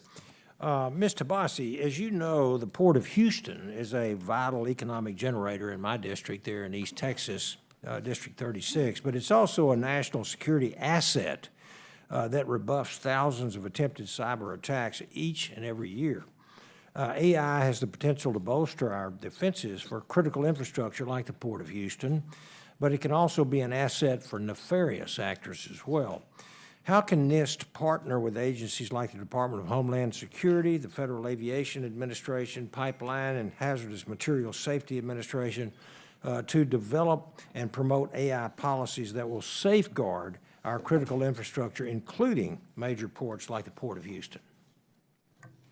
Thank you very much for that question. And AI-RMF lays kind of the foundations and the right guidelines for developing all of these other guidelines, and we call them profile of the AI-RMF. And we are already working with, for example, our colleagues across the agencies with Department of Homeland Security on operationalizing AI-RMF, with our colleagues at the DoD on advancing measurement and evaluations of the AI. So coordination is the key and is vital, and we'll be happy to work on and build on top of AI-RMF to address all of these important questions. Thank you very much. And Mr. Kratsios, by many metrics, China has caught up and in many cases surpass the United States in research and commercial capabilities. Chinese universities are publishing many more research papers than U.S. institutions. They receive nearly the same share of citations as U.S. papers. How concerned are you with the pace of AI progress in China? And then after you finish, I'd like to open it up for all four of you. I continue to remain very concerned, and I believe that that's why American leadership in artificial intelligence should remain a top national priority. In order to sort of maintain our leadership, we have to essentially do four things. We have to do research and development, meaning increasing spending in R&D and focusing it on fundamental, basic, pre-competitive R&D that the private sector is not focused on. The second is on workforce development. That is the area where I was talking about earlier. How can we prepare the American worker to be able to harness and leverage this technology for the benefit of the country? The third is on regulations. As we talk about here today, we have to be in an environment where the regs that we have are leading the world. Other people are copying what we're doing, not the other way around, and create a system that is flexible enough to promote innovation, but also responsible enough to protect American citizens. And the fourth is through international alliances. We must work with like-minded partners and democracies in order to ensure that this technology is built to reflect our values, not authoritarian values. And I think if we can continue to sort of leverage and push the needle on all four of those areas, we can and will remain ahead. Thank you very much. And briefly, anyone else? Yeah, just briefly, speaking from academia, I see that the research community in China is vibrant and very well supported by their national funding initiatives, and I would love to see similar things going on here, especially including research funds, not just to people developing what they call AI systems, but also people in the humanities and social sciences who can study how they're affecting society. Okay. All right, thank you very much. And Mr. Kratsios, one more. A few days ago, China released new standards that training data sets and algorithmic outputs must pass to go to market. They have also built an algorithmic registry whereby algorithms above a certain capability threshold need to be registered with the government.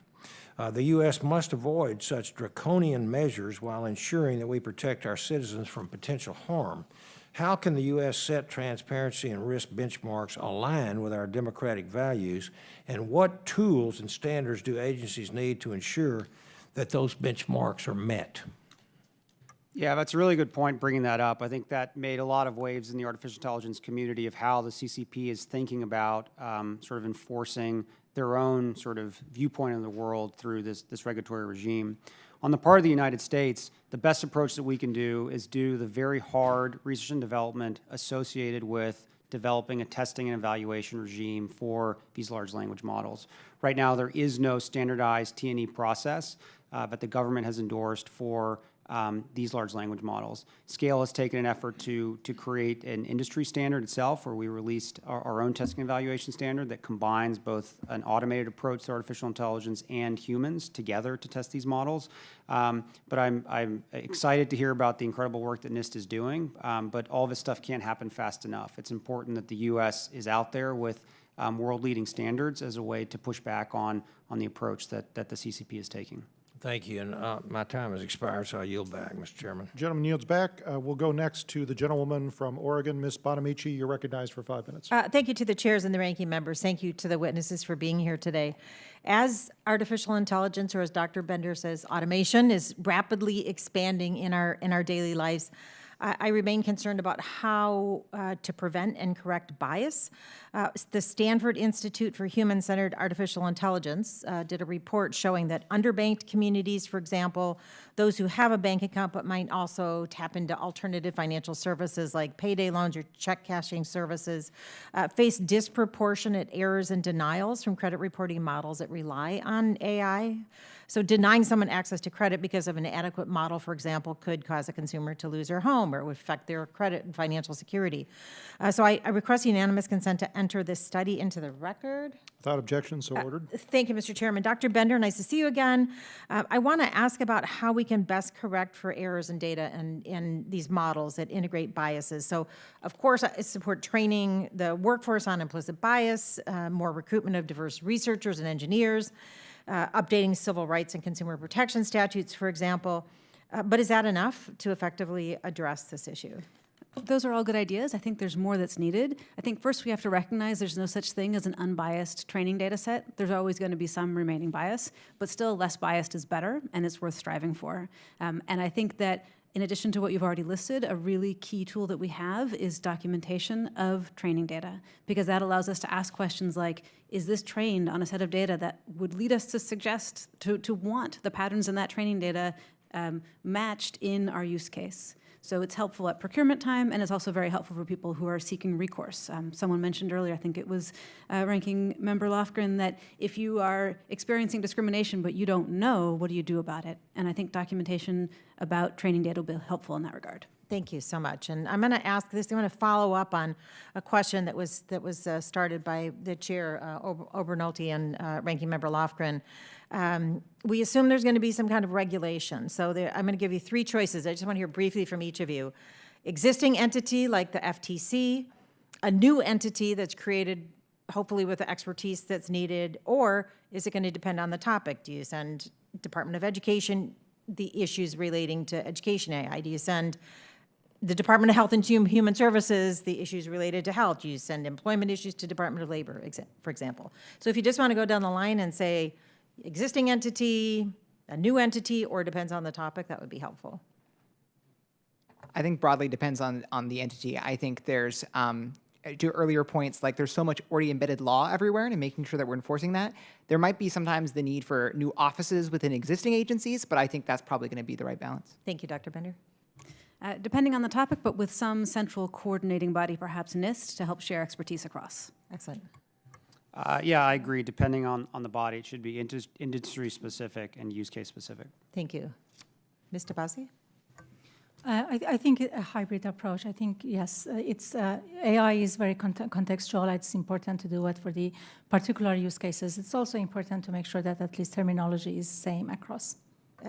Excellent, thank you. And Ms. Tabasi, I know the Biden administration recently published the blueprint, of course, the AI Bill of Rights, and highlight in there the importance of mitigating safety and discriminatory risks. And as the administration works to implement this framework, what practices should they adopt to mitigate risks before automation is deployed? And how will we know whether these systems are ethically implemented? Because we do hear a lot about AI ethics. So how will we verify that ethics are embedded within?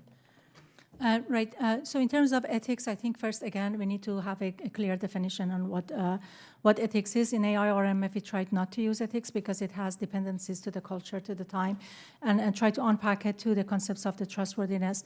But it all, again, goes back to measurement and having test environments and methodologies and metrics for tests to provide that type of information. And that's something that's missing now. And there's no quick fix. There's a lot of research that's needed to build that type of test environments. And I have a few seconds left.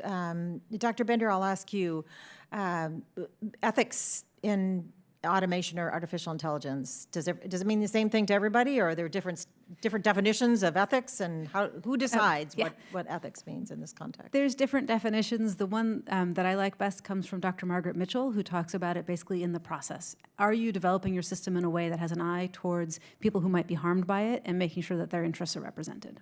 That's very helpful, and I'm about to run out of time, so I yield back.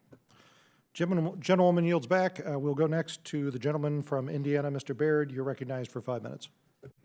Thank you, Mr. Chairman and Ranking Member. I really appreciate that you are holding this committee session, and I always do appreciate all the witnesses sharing your expertise with this committee as we struggle with trying to find ways to protect the public.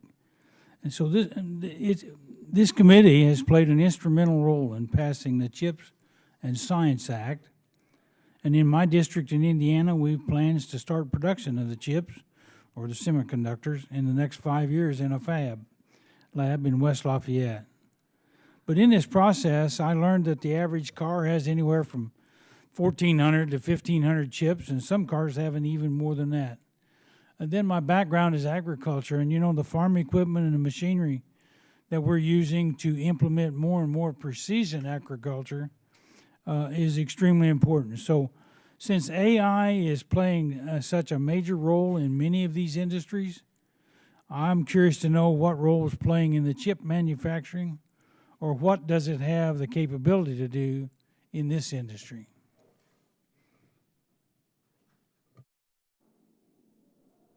Mrs. Tabat, you want to start that conversation, or? Obviously, chips and specialized chips for AI are basically the engine and power. It's really important. So at NIST, our researchers are working on some specialized AI chips, kind of next generations that can do many of those computations inside the chips. And we work with the community to advance those type of research. Yeah, as we have seen over the last 6 months with the rise of, I guess, the NVIDIA stock price, it's become very clear that sort of GPUs are in sort of insatiable demand globally. So I think the one area that I think is important for us to continue to consider is who has access to leading edge, essentially APU, AI-specific GPUs. And you know, it sounds like the administration has taken some thinking around whether certain countries of concern should not have access to them because they essentially are the sort of a foundational asset to any type of AI development. And I think that needs to continue to have serious exploration in the months ahead and continue to be vigilant on it. Because without these chips, you can't develop these frontier models. I think in that context, I'd like to point out that all of the energy right now in this field is on bigger and bigger models that require these chips and lots of them and lots of energy to run them and lots of water to cool them. And there's real environmental costs there. And so if we had investigations, efforts going into finding more streamlined, less data hungry, less energy hungry ways of doing this, that could be very valuable. I think, yeah, at the highest level, it's just really worth keeping a careful eye on this. I think by anticipating or predicting trends in chip design, that's going to tell us a lot about future AI systems, both kind of geographically where they're being built, what their underlying capabilities are. You're seeing already a lot of specialization in the difference between maybe consumer-grade electronics, the kind of stuff that's going in your personal laptop or phone, and then the stuff that's really dedicated and focused on training the next frontier of large language models. I also think this is a particular industry to try to maintain American leadership in. Chip design is itself almost just as important as the chip manufacturing. And thankfully, the US and our sort of partner allies do have a strong lead in that, but I think maintaining that will be really important for shaping the future of the AI field as well. Thank you. My next question, and we only have about a minute left, but you know, there's been a lot of advances in quantum science. They've had some major breakthroughs. And so this committee is probably going to approach reauthorization of the National Quantum Initiative Act. So what do the advances in quantum computing mean for AI? Any volunteers? I'll just chime in briefly. I think a lot of the concerns about quantum or the implications are sort of similar, I think, on the cybersecurity perspective. I think there's a sort of defensive to offensive balance within cybersecurity. And between, you know, major advancements in AI, but also quantum, there's a real chance that that defense to offensive balance just totally flips. And I think the US government has a real opportunity through an ambitious R&D agenda to kind of purposefully tilt the terrain back in favor of defenders and make sure that we're sort of like on the leading edge of that. And I think that applies just as much to quantum as it does to AI. Thank you, and I see my time is up, and so I yield back. A gentleman yields back. We will go next to the gentleman from Illinois, Mr. Caston. You're recognized for 5 minutes. Thank you, Mr. Chair, and all our witnesses. I love this topic, and it's fascinating, and been thinking about it for a long time, and I'm struggling to be pithy as I frame my questions because I'm stuck on the fact that back in 1998, when I was in grad school, I was taking classes learning how to program neural networks and genetic algorithms and machine learning. And we're talking about this as if it is a new thing with cutting-edge entrepreneurs who are just sort of plowing the field for the first time. And, you know, and back in the 90s, this wasn't like this is cutting-edge research. This is, if you want to get a job out of grad school, you can go work to a hedge fund that's using high-speed trading algorithms that are based on this, and you need to understand this. There's a technology consulting firm who's doing, they didn't call it big data at the time, but it's crunching and finding out that people who buy diapers also buy 6 packs of beer, and you should reorganize your shops. I mean, these are 30-year-old, now I see you all nodding, but just, is there anybody who, do any of you think that this is not a technology that has been commercially available for at least 3 decades?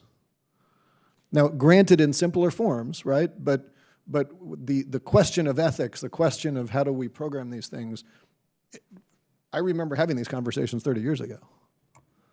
It's not new, you're right. Okay. And it's also, when it gets called neural nets, it's based on a 1950s notion. It's a bad model of a 1950s notion of how neurons work.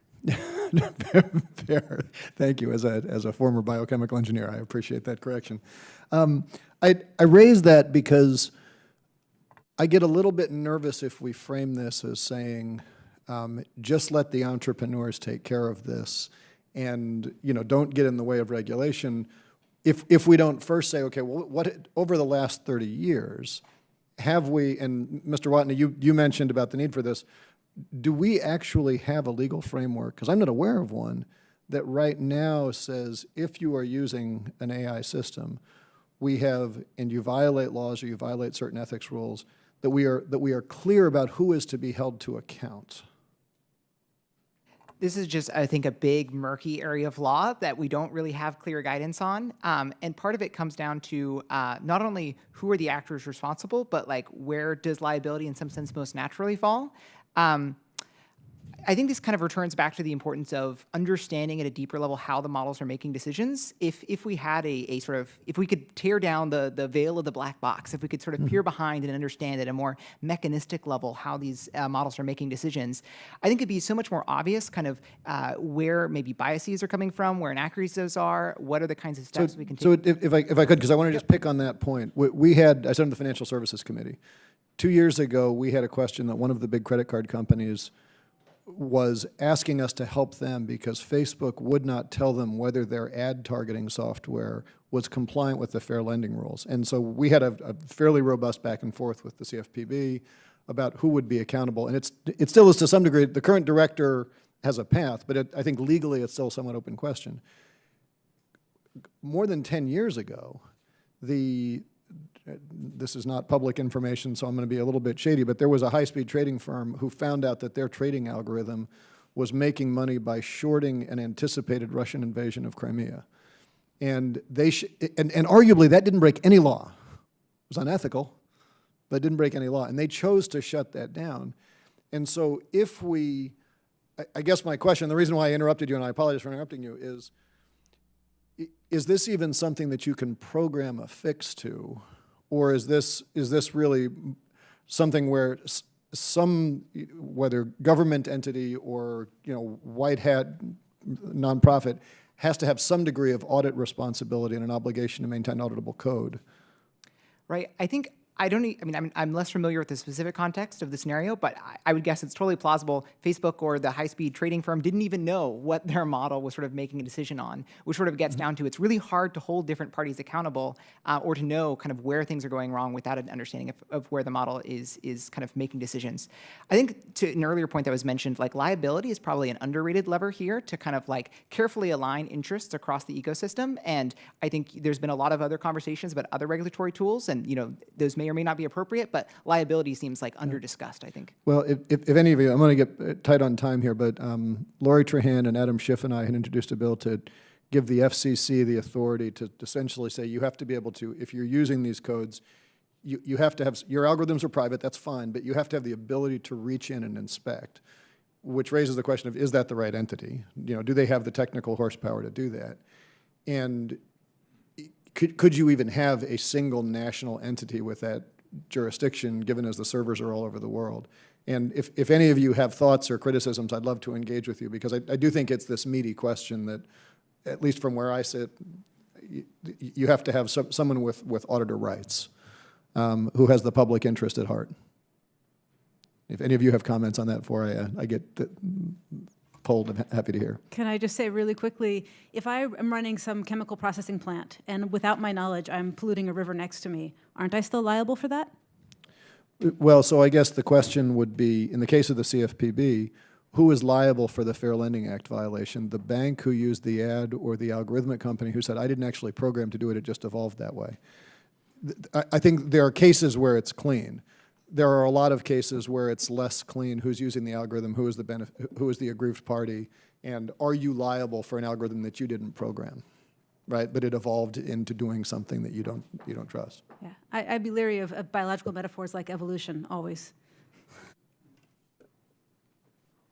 Gentleman's time has expired. We'll go next to the gentleman from New Jersey, Mr. Keene. You're recognized for 5 minutes. Thank you, Mr. Chairman. And I want to associate myself with Representative Stevens' support and strong advocacy for the Privacy Enhancing Technology Research Act, which passed this committee, and I agree needs to go to the floor. And as a co-sponsor of that bill, it's extraordinarily important that we focus on government coordination to ensure responsible data use. My first question is for Ms. Tabasi. I'm interested in understanding how NIST is engaging with states' implementation of their various task forces. And can you provide insights as to whether it's collaborative? Do you have any concerns that as you're approaching their either their risk mitigation strategy or their public safety focus on their local state labs in those efforts? Sorry, collaboration with who? I didn't get that. When you're looking at, so for example, New Jersey's starting to look at a state artificial intelligence task force and looking at a little bit of the, whether you're focusing on the state level or on the federal regulatory. What guidance are you, from a NIST perspective, what's your best recommendation, whether it's states or federal partners are getting involved in this? Yeah. So in development of the AIRMF, we engaged a very broad community, and we heard from all sorts of stakeholders, including state, local governments, international, and globally. I don't have any information about particularly the New Jersey task force that you mentioned. But again, in all of these discussions, I do think that it's important to have some sort of a interoperable lexicon, a horizontal foundations of at least having the same vocabulary and understanding of the risk and harms that give some sort of interoperability across all of the applications and all of the use cases. Okay. Thank you. And this, I think, is for anyone who feels themselves appropriate to answer it. In light of the recent Senate roundtable where executives from major AI companies called for a new federal agency to regulate AI, there are concerns about policy alignment with a select few industry leaders. The involvement of companies poised to benefit financially also raises questions about regulatory fairness. So it's worth noting that the federal government already has agencies in place that are actually involved in AI regulation. How can you best balance the regulatory structure and whether to create new departments or not create new departments and currently enhance things that departments are already doing? So, Mr. Yeah, I think my view is that there should not be a new government AI agency. We should rather focus on use case, sector-specific, risk-based guidelines that are rooted in sort of the fundamental science that this committee cares about around creating test and evaluation techniques that then can be utilized across all the relevant agencies that that have spent many times a number of decades regulating their industries. Okay. I'd just like to add to that I think, again, we want it spread out through the agencies, but those agencies might need help in building up the expertise to be able to cut through AI hype, where people being regulated, companies being regulated come in and say, well, this is different this time because it's AI.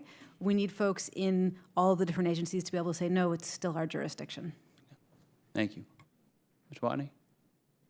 I think sometimes discussions about like new, old agencies, whether it should be spread out or centralized, in some sense, the more important thing is capabilities. Like, do we have fundamentally the state capacity somewhere in the government to be able to poke and prod at these models in useful ways, understand their failure modes and their successes, benchmark their success, sort of shape the direction through science funding? My suspicion is that ultimately is going to end up being spread across different agencies. But the more important thing is, does the government have the state capacity to actually do this? And then you can sort of figure out the like exact structure later. Okay. Thank you. Mr. Bossi, do you have a... All the great things has been mentioned, and I think that expertise in the domains is important. So there is reasons that's why we talk about development of the profiles or verticals, and that goes the same thing for the agencies with certain expertise. Okay. Thank you, and I yield back. Gentleman yields back. We will hear next from the gentleman from California, Mr. Mullen. You're recognized for 5 minutes. Thank you, Mr. Chair. Thank you all for your attendance at this important hearing. When we talk about trustworthy AI, the use of such technology in machines in the physical world pose a danger that I'd like to dig into just a little bit further. In San Francisco, which I partially represent, we have seen autonomous vehicles, or AVs, which had great promise, struggle to address some complex real-world situations. These malfunctions have obstructed public transit routes, blocked intersections, and impeded first responders from reaching people in need. Last month, I led a letter, along with Speaker Emerita Pelosi, to the National Highway Traffic Safety Administration to improve its collection of safety data so different manufacturers may be compared relative to each other and relative to manually operated vehicles. We're waiting to hear back from NHTSA on what steps it plans to take. But this is just one area where we need to be able to assess AI capabilities and its limits. And I'm concerned that we do not have clear standards for the assessment of safety. So, Ms. Tabasi, could you share more about the work NIST is doing in this area relative to safety? Thank you. Safety is being identified as one of the 7 trustworthiness characteristics of in the AIRMF, and it's beyond having definitions for what safety means, which I understand that now is being defined and perceived differently across the different domains. We also need to have, as you said, tests and measurements for measuring the functionality, capability and limits, and the technical robustness as well as their societal robustness. In AIRMF, it mentions that in terms of the safety, most urgent prioritizations and most thorough risk management is required when there are risks to human life and where there are risks of the serious injuries. And also it mentions that when there are cases that significant risks are present, actual harms is happening, there should be, the deployment and development should cease in a safe manner until all of those risks are being addressed and managed properly. Thank you for that. And switching gears a bit, Dr. Bender, as an educator and researcher, do you have any thoughts on the topic of better educating Americans so we are prepared for the coming onslaught of human-like content generated by AI? What does that practically look like? What are we talking about in terms of integrating this into classrooms? Are we talking about education campaigns, for example? Can you enlighten me? Yes, so I think one important piece of our next steps is leveling up our information literacy, not just in the young generation who are in classrooms right now, but across the population, so that we can better handle, as you say, the onslaught of synthetic media. That's important. I think we can't rely on that solely. I think we also need to have something on the other end, for example, watermarking. Chairman Obolnoty suggested maybe watermarking for authenticity as well as watermarking the synthetic media. But yes, absolutely, we are living in a new environment where we now have to contend with, especially textually, something that previously could only have come from people all around us, and figuring out how to, I see a lot of discourse in the education space talking about making sure people know how to use these tools, and not enough about making sure people understand how they're actually working and what they're not good for. Great. Thank you for that. With that, I yield back. Gentleman yields back. We'll go next to the gentlewoman from Pennsylvania, Ms. Lee. You're recognized for 5 minutes. Thank you, Mr. Chair, and thank you to the witnesses for your time and expertise on this critical area of technological innovation. Every day, individuals and families in my district are impacted by algorithms that determine whether their insurance claim be accepted or their resume reviewed, design, decision, and deployment tools based upon defined principles address bias. The key question is what policies can best guide how those policies are set. There are numerous ethical, privacy, and economic imperatives for striking a balance between harnessing the benefits of AI and addressing its challenges, which will be crucial to ensuring AI truly has a positive impact.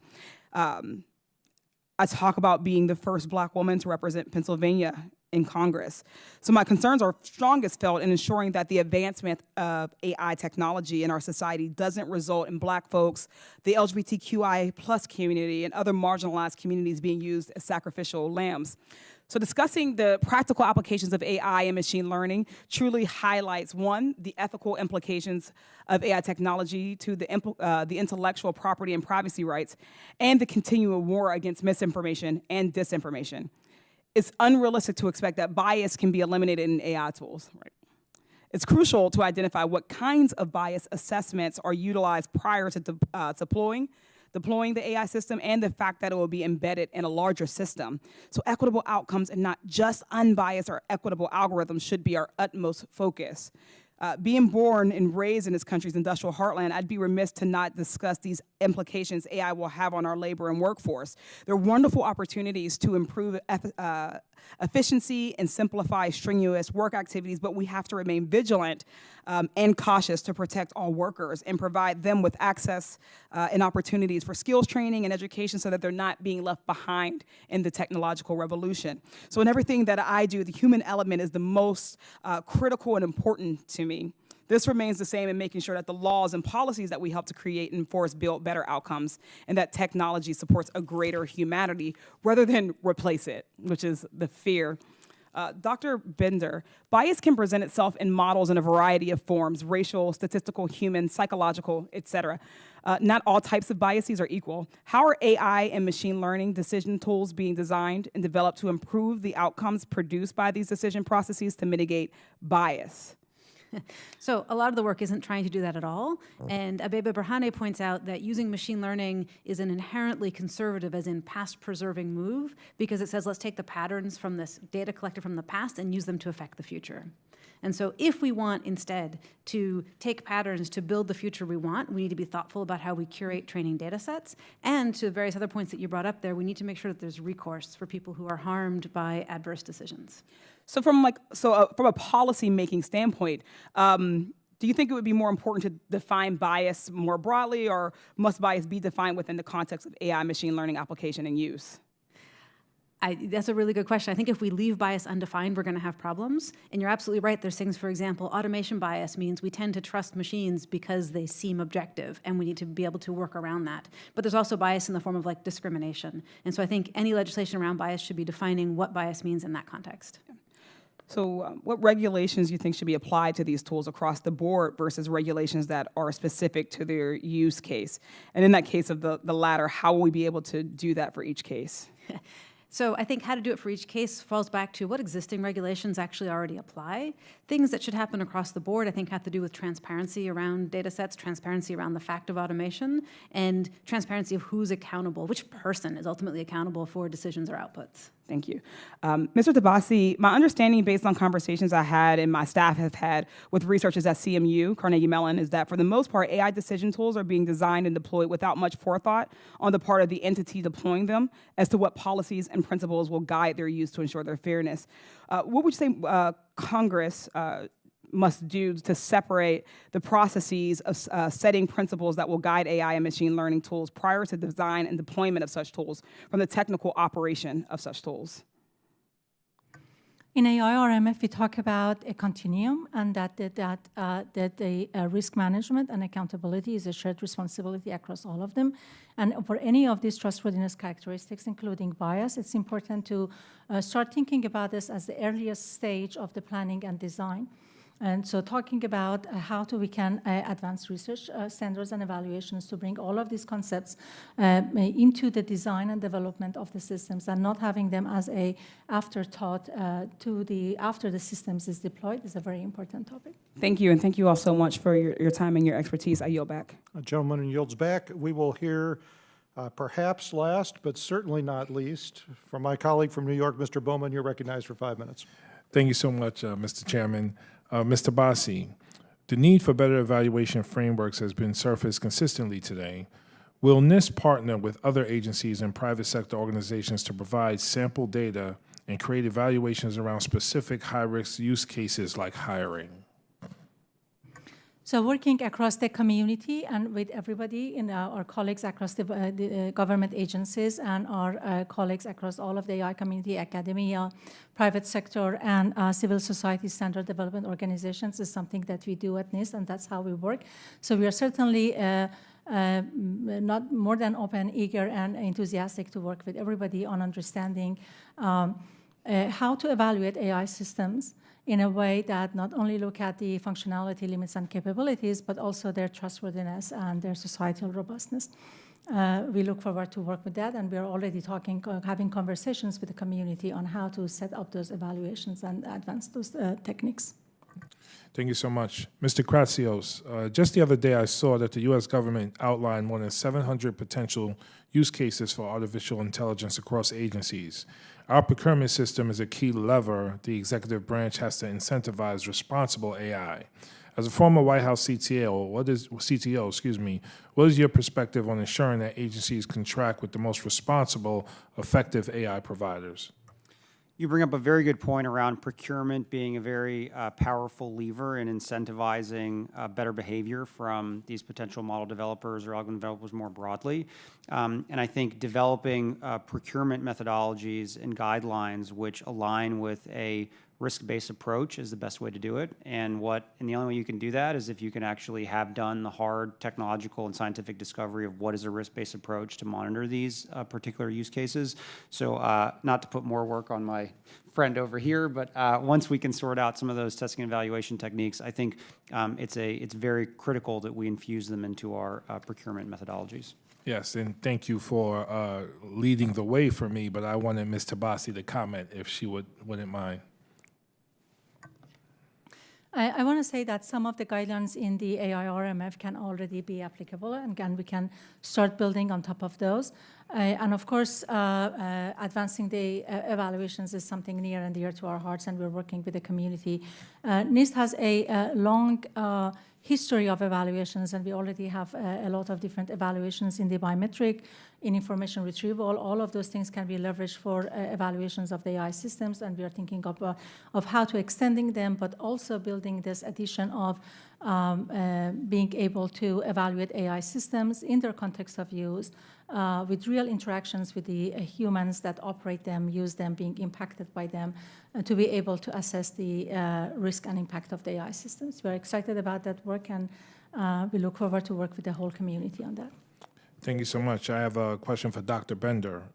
The development of large language models is still a fundamentally human process that is driven by developers, researchers, and contractors who make decisions at every stage of development. The university system plays a pivotal role in ensuring that we train a generation of thoughtful builders who take ethical and social ramifications into account in all of their research. How can the federal government collaborate better with the university research community to move in the right direction here? Thank you for that question, and thank you for recognizing the contractors who do a lot of the labor, often poorly compensated, in developing these. I think that there's a role for the federal government to play in supporting research in the social sciences and humanities, because that's where we're going to understand how these things are actually affecting society. And also integrating ethics throughout the curriculum is something that I'm working on. I know many other people are as well, but figuring out a way to value that. I think federal government valuing it, it will help people value it if they're coming in through, say, computer science. Got it. I had no questions from Mr. Watney, but you can feel free to comment on anything. I've enjoyed your comments so far, so please add on wherever you see fit. Thanks, yeah. I think maybe if this is starting to wrap up, I'll give a more broader comment, but I think I'm encouraged by just how much agreement there seems to be kind of across the political spectrum on the importance of investing in new standards and privacy-preserving techniques, in cybersecurity and interpretability. Like, I think there's a real foundation here for America to play a proactive role in just shaping the broader research ecosystem.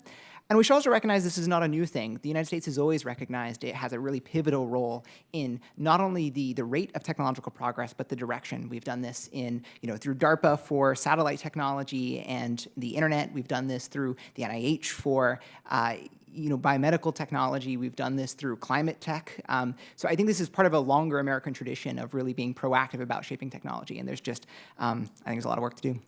Thank you so much. I yield back. The gentleman yields back. That concludes our member questions. This has been a really interesting hearing. I want to thank all of the witnesses for your valuable testimony and thank the members for their great questions. The record will remain open for 10 days for additional comments and written questions from members. With that, our hearing is adjourned.